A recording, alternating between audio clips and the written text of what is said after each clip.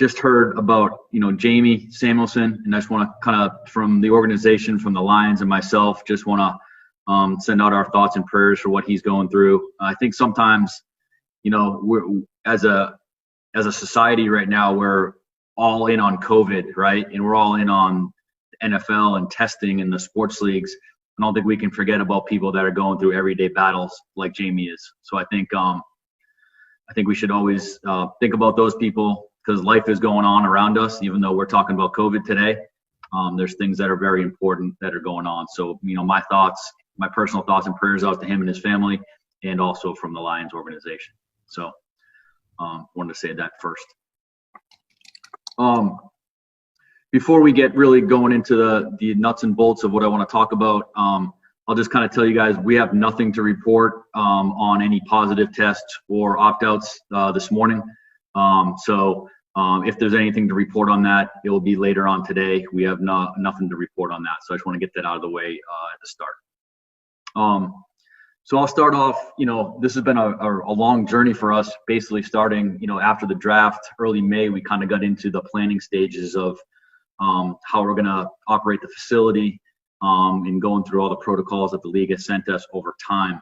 And I think first and most importantly, everything I'm going to talk about today and everything we've talked about to the players and to the staff and to anybody that's really going to be entering our building is our number one priority is the health and safety of everybody, players, coaches, staff, family members, you guys, when you guys are at practice.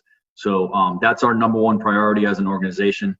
We've talked about it at length, from ownership down to myself to Coach Patricia. That's our number one thing, as it should be right now. Like I said, it's been a long journey since early May, a really total team effort from a lot of people that, you guys might not know personally, but have done an outstanding job just trying to get everything ready in the building. And really, we're moving with this because, as you guys know, we're getting memos from the league on almost a daily basis. And, there's a lot of questions because this is all new for all of us. So they might send us a memo and we might have 30 questions off a four-page memo. So there's a lot of calls going on. The league's been good with communication. But, honestly, they don't have every exact answer nailed down because this is all new for them too. Early on in the process, I would say probably mid-May, as I look back on my emails and in my calendar, we started a return to work committee. We call it the RTWC. And that's really an internal committee that we started back in May, really about our facility. How are we going to get Allen Park open with all the things we need to do? So I want to mention a couple people here that have done an outstanding job with that. This isn't everybody on the committee, but these are, the main folks. Kevin Anderson, Mike Disner, Gina Newell, Elton Moore, Charlie Coughlin, Travis Goslin, Allison Mackey, and Matt Barnes, along with Dave Granito. So there's a few more people that I left off, but those are that's the core of the people that, every day there was at least one Zoom call or one, conference call about something that had to deal with the facility, dating back to May. So those people have done an outstanding job, have gone well above and beyond, I would say, their job descriptions. And they've added a lot of new things that they're, becoming experts in. Not that we're experts right now, but, I'll show you.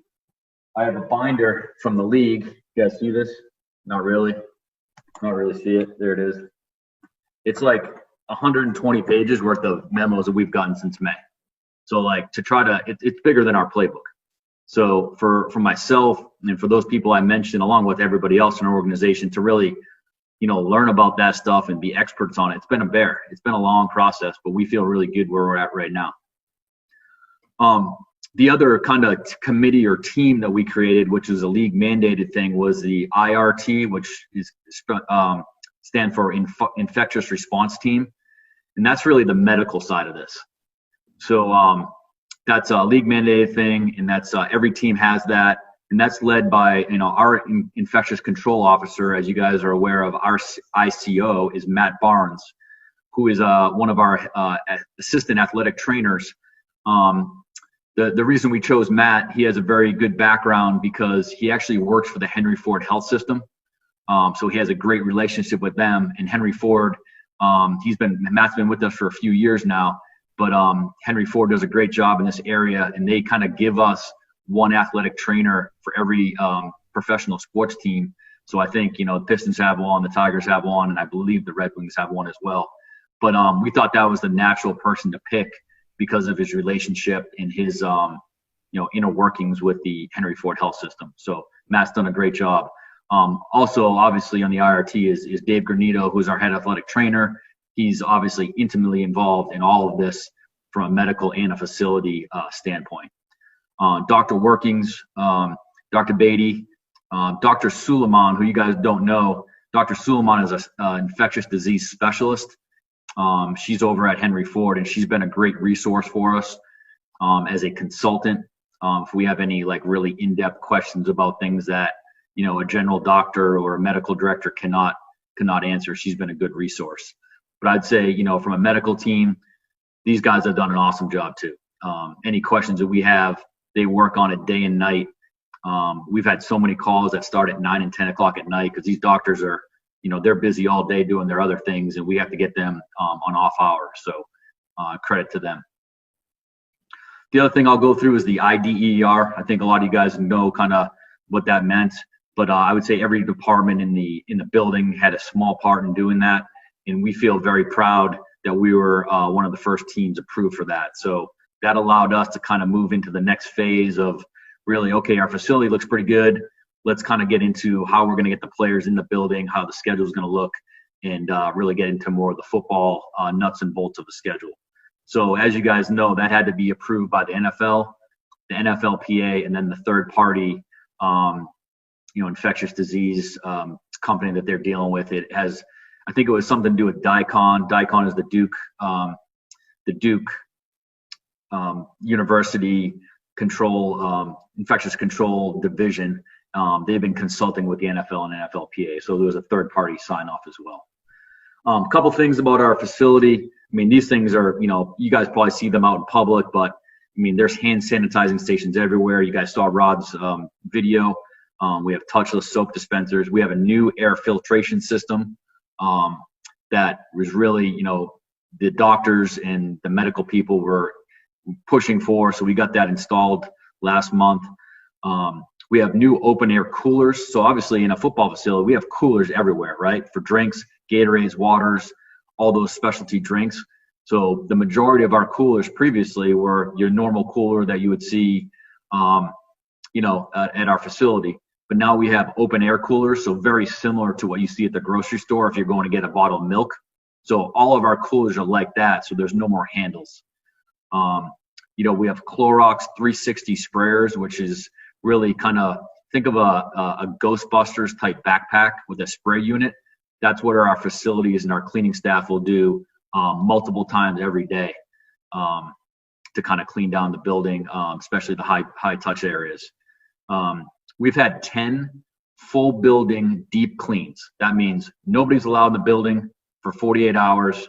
They've done that over the last couple months. Most recently it was, over last weekend.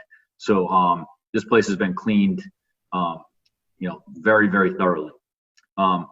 Plexiglass dividers in the lockers. You guys, probably seen pictures of other teams. We'll try to shoot some out to you guys. Aiming if we can coordinate that once the locker room's set, which will be by the end of the day today. Get some pictures sent out of the locker room. They've done a great job there. So really it's every other locker on the outside as you guys stand in the locker room with the plexiglass dividers. And then we bought brand new, we call them temporary lockers, but they're actually really nice temporary lockers. They're brand new from Longhorn Lockers that are going to be spread, physically distanced in the middle of the locker room with also plexiglass in between them. So there's not as much walking space, but it's spread out at a very acceptable level. I would say the dining operations is like one of our biggest challenges. That's the thing I would say. A lot of these things were very fixable. The dining thing had to be really revamped at a high level. So we have multiple tents.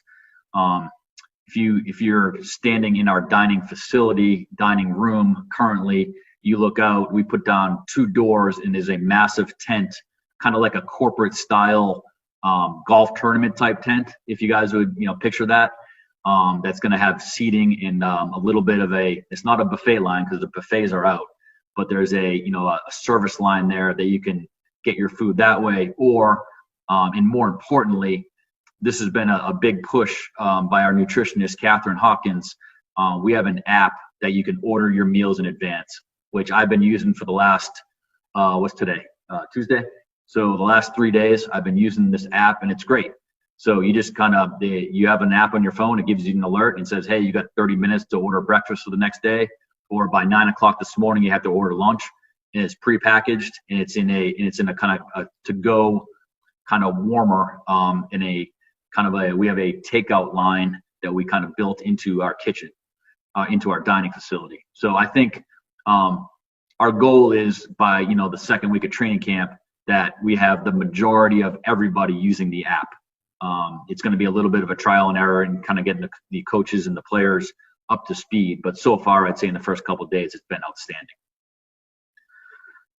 The player meeting rooms, obviously you guys have seen pictures of that. We're going to utilize the indoor field for a lot of our bigger meetings, and really every meeting room has a max capacity. So if you guys have never seen our quarterback room, our quarterback room is probably one of our smaller rooms because it's a smaller position in terms of numbers. So right now, our quarterback room could hold 4 people. So we usually have 5 in there, maybe 6 if we have 2 coaches. So the quarterback room as it stands right now is not usable. So that's actually storage right now. So every room got upgraded to the next size room.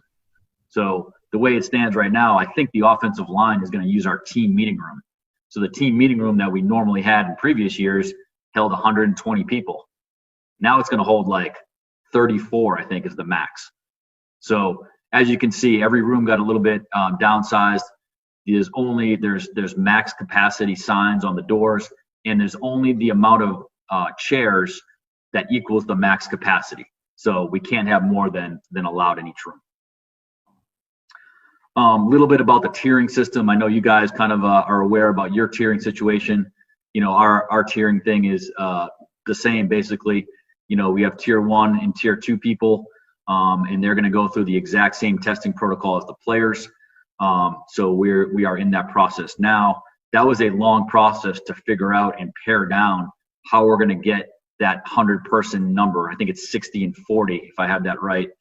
We submitted that a while back, but that's going to be that was a very long process for myself, Mike Disner, Kevin Anderson, and then coach at the end to figure out, who do we need? So a lot of people that can do their jobs remotely are going to do their jobs remotely. We have the ability to flex people into the tiers if we need, but they have to go through the protocol at the start end.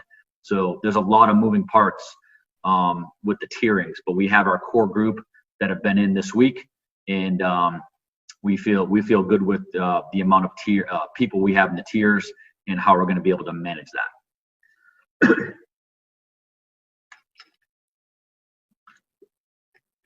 So a little bit about the testing. So obviously you guys have seen the BioReference trailer that's outside in the parking lot. Yesterday was the first day for players. So that went really smoothly, the check-in, check-out process. The first day of testing is always the longest because the players have the option to do the antibody test, which is a blood test. So that's a blood draw. So that takes another minute or 2. But going forward, it will just be the nasal swab. So basically, my time from when I checked in till I left the door yesterday was like, I think 2 minutes, maybe even less. So it's a really quick process. And, I think as with anything with this, the more we learn about how to get in and out of there quicker and how the staff kind of can expedite things, it'll be a very smooth process. One thing I do want to say about testing, and we've hammered this home with our staff and with our players and everybody, testing is only one step. We can't protect from the virus for just testing. It's about education, number 1. It's about PPE, and it's about contact tracing. All those things are just as important as the testing. But as you guys know, we're testing once we get started. Once the players in the building starting Saturday, we're testing every single day for 14 days. every day for 14 days. And then depending on our rate, it could go to every other day. So we'll see what the rate comes in at of the positive test. We don't know that, obviously, but it could go to every other day. So the extent of testing is great, but education, PPE, and just being smart about what's going on is going to be probably just as important as the actual testing itself. So a couple more things. So we've had an educational Zoom meetings. We've done a bunch of them. We've done support staff. We've done support staff and coaches' families separately. We've done players, and we have a players' family Zoom call scheduled for, I believe it's tonight or tomorrow. I believe it's tonight. It is tonight, 8 o'clock. So our players' families will have the opportunity to get the same educational materials and ask questions to our medical staff as we did, as I did, as our coaches did, and as our players did. So we kind of broke that up and did a little bit more than what was required because we felt that we'd be better in smaller groups so people would have the opportunity to have questions. Because as you guys know on Zooms, some people are uncomfortable asking questions. So we wanted to make smaller groups for the educational sessions so people would feel comfortable. And, we have anybody on our staff, myself, our equipment manager, our players' families, they have direct access to our athletic training staff and our doctors. So they have their cell phones. So if anything comes up, any questions that are offline, they have all that information and they can get their answers, their questions answered. Because this isn't just about, hey, what's going on at Allen Park?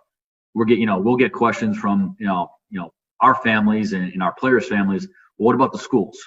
What should the schools be doing? And our doctors can kind of give advice for our staff or our players to go ask the schools, hey, what are you guys doing in terms of protocols? So we have tremendous resources, and we're going to allow those resources to be spread to anybody in the organization that needs them.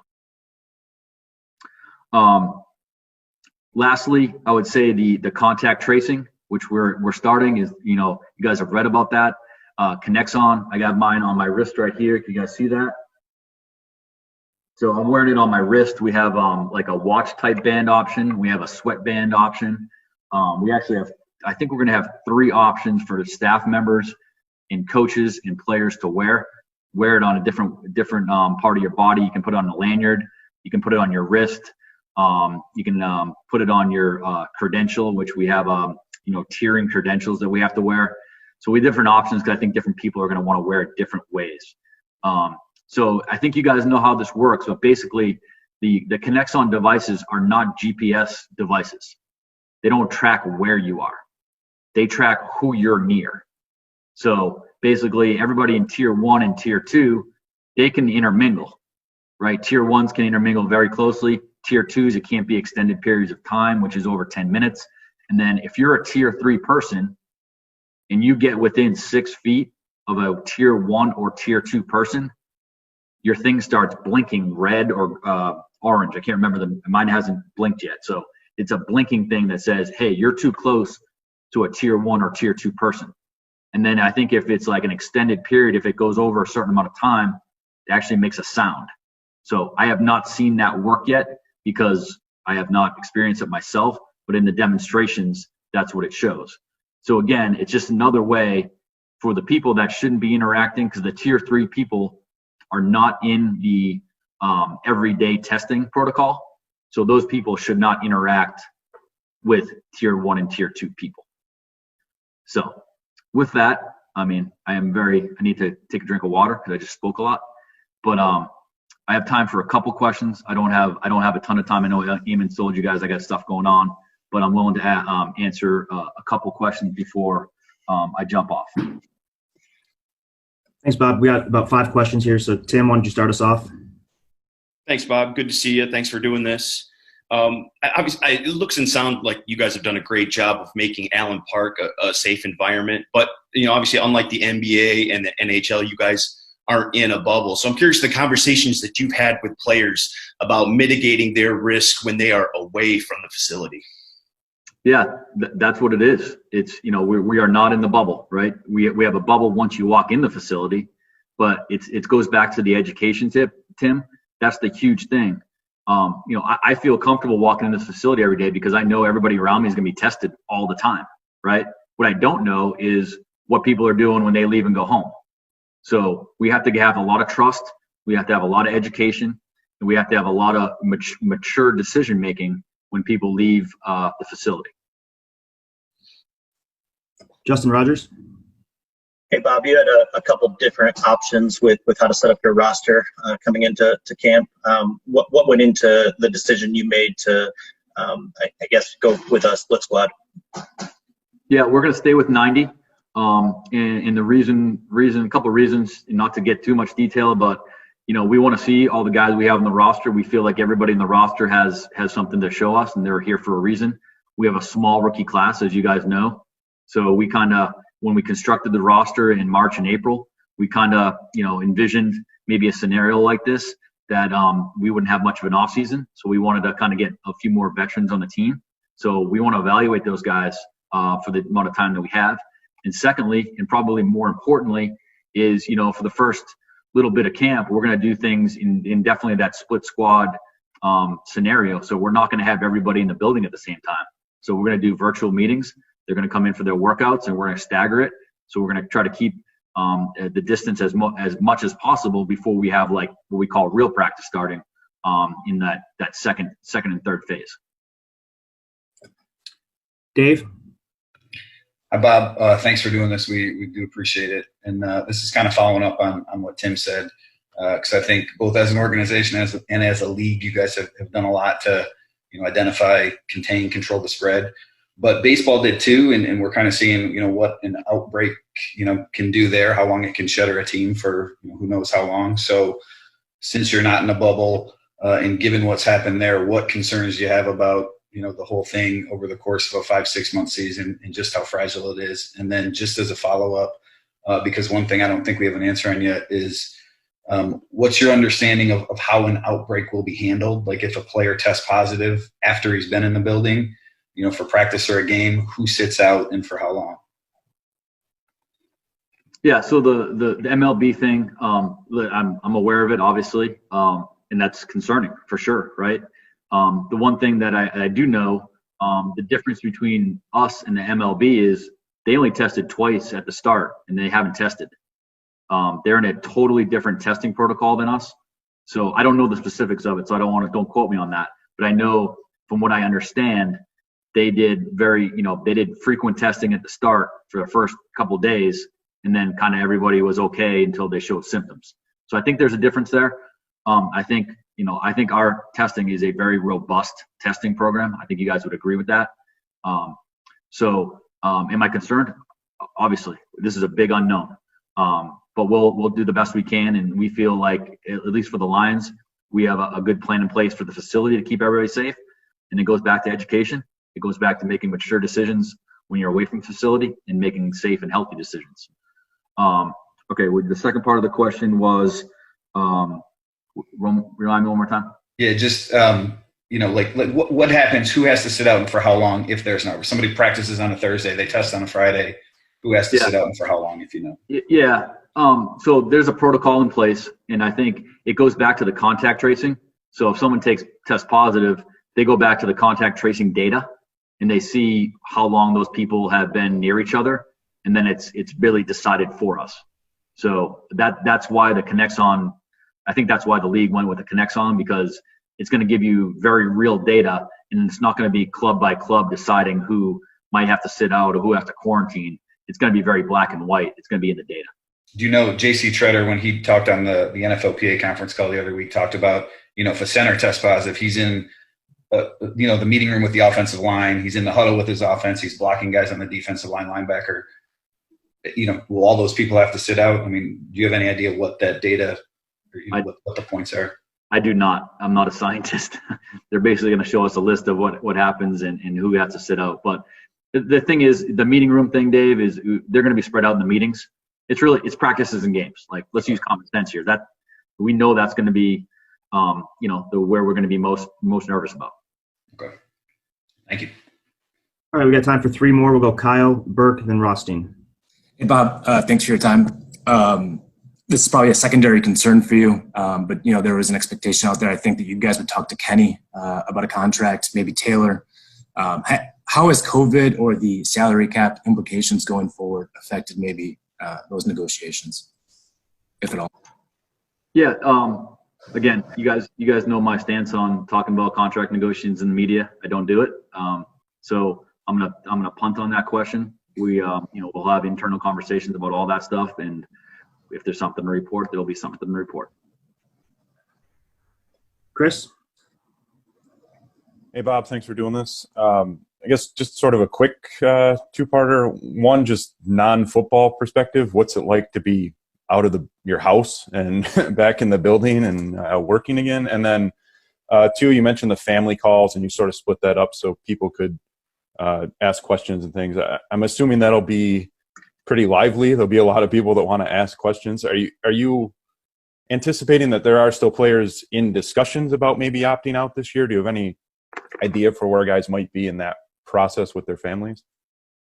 Yeah. First part of the question, yes, it's totally different. I mean, my first day back in the facility was the middle of last week. So I hadn't been here since, I think, March. I don't know, Eamon, was it the 20th or 19th? I can't remember. In that world. So like, I haven't been in my office in like forever. So it was kind of bizarre walking back in for sure. But I would say, it was refreshing to come back. My first week back, there wasn't a lot of people in the office. It was a very small group of people. So that was good. And now gradually over time, the coaches are back. So it's a little bit more busy. We're trying to be smart and be physically distanced, at least, as best we can until we all get through the testing protocol. But it's been refreshing. It's been good to kind of see, because working remotely, when you're trying to get stuff done in your facility is challenging, right? So you're relying on the very few people that were here, the facilities crew and the operation people, to send you videos and send you pictures. So that was a bit of a challenge. But I would say when I walked in and did my first walkthrough of the facility, I was blown away by the amount of progress they made, and I'm very proud of our staff for that. So the second part of the question, I'm not sure where players are at in terms of that. We have one of the educational sessions remaining, and that's with the players' families, and that's this evening. So I have not heard any questions about that to me. I'm sure they're having internal conversations. I think everybody in the league is. I really have nothing really to report on that aspect. Thanks. Okay, we'll go last question with Mike Rothstein. Hey, Bob, how are you? Thanks, like everyone said, for doing this. A lot of my questions have already been hit, but I'm wondering, you guys have always been pretty big at kind of working the back end of the roster, whether it's in training camp or even in the regular season. How much do you think that might change for you because of the protocols that you all have in place and everything that's gone on around the league? Like, what might that even look like? Mike, that's like my biggest question, right? And I don't have a great answer, honestly. So as it stands right now, we cannot bring a player in for a tryout. We cannot bring a free agent player in for a tryout as it stands right now. Now the league is working on this, and they're supposed to be letting us know how we can do that. We could bring somebody in for a physical and send them to our doctor's office off-site, but we cannot physically see that person here or work them out. So that's going to be a challenge. And then the onboarding process of, claiming a player, trading for a player, signing a free agent during the season, all that stuff, honestly, I don't have a lot of information on because they haven't told us, because that's a whole different protocol than the protocol that's in place for the players that are currently on your roster. So that's a big question that I think everybody in my seat and around the league is like waiting for more guidance on. Is that something that, have you started to pressure the league at all, saying, hey, I need to know this by 2 weeks from now because if guys opt out or guys get hurt? Oh, we had a call with the league at 5:00 yesterday, and that was yes, to answer your question. We pressured the league.